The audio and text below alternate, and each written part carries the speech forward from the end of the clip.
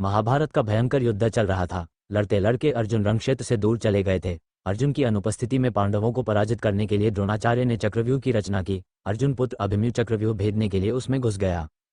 उसने कुशलतापूर्वक चक्रव्यूह के 6 चरण भेद लिए, लेकिन 7वें चरण में उसे दुर्योधन, जयद्रथ आदि 7 महारथियों ने घेर लिया और उस पर टूट पड़े। जयद्रथ ने पीछे से निहत्थे अभिमन्यु पर जोरदार प्रहार किया। वह वार इतना तीव्र था कि अभिमन्यु उसे सहन नहीं कर सका और वीरगति को प्राप्त हो गया। अभिमन्यु की मृत्यु का समाचार सुनकर अर्जुन क्रोध से पागल हो उठा। उसने प्रतिज्ञा की कि यदि अगले दिन सूर्यास्त से पहले उसने जयद्रथ का वध नहीं किया तो वह आत्मदाह कर लेगा। जयद्रथ भयभीत होकर दुर्योधन के पास पहुंचा और अर्जुन की प्रतिज्ञा के बारे में बताया। दुर्योधन उसका भय दूर करते हुए बोला, चिंता मत करो मित्र, मैं और सारी कौरव सेना तुम्हारी रक्षा करेंगे। अर्जुन कल तुम तक नहीं पहुंच पाएगा, उसे आत्मदाह करना पड़ेगा। अगले दिन युद्ध शुरू हुआ। अर्जुन की आंखें जयद्रथ को ढूंढ रही थीं, किंतु वह कहीं नहीं मिला। दिन बीतने लगा। धीरे धीरे अर्जुन की निराशा बढ़ती गई। ये देख श्री कृष्ण बोले, पार्थ, समय बीत रहा है और कौरव सेना ने जयद्रथ को रक्षा कवच में घेर रखा है, अतः तुम शीघ्रता से कौरव सेना का संहार करते हुए अपने लक्ष्य की ओर बढ़ो।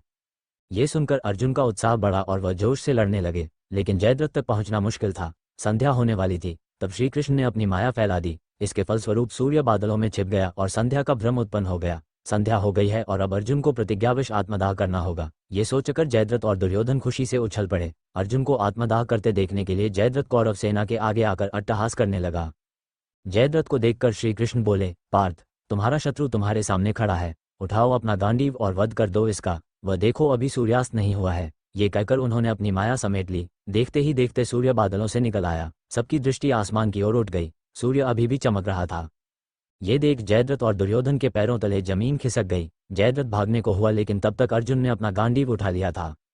तभी श्री कृष्ण चेतावनी देते हुए बोले, हे अर्जुन, जयद्रथ के पिता ने इसे वरदान दिया था कि जो इसका मस्तक जमीन पर गिराएगा उसका मस्तक भी 100 टुकड़ों में विभक्त हो जाएगा। इसलिए यदि इसका सिर जमीन पर गिरा तो तुम्हारे सिर के भी 100 टुकड़े हो जाएंगे। हे पार्थ, उत्तर दिशा में यहाँ से 100 योजन की दूरी पर जयद्रथ का पिता तप कर रहा है। तुम इसका मस्तक ऐसे काटो कि वह इसके पिता की गोद में जाकर गिरे।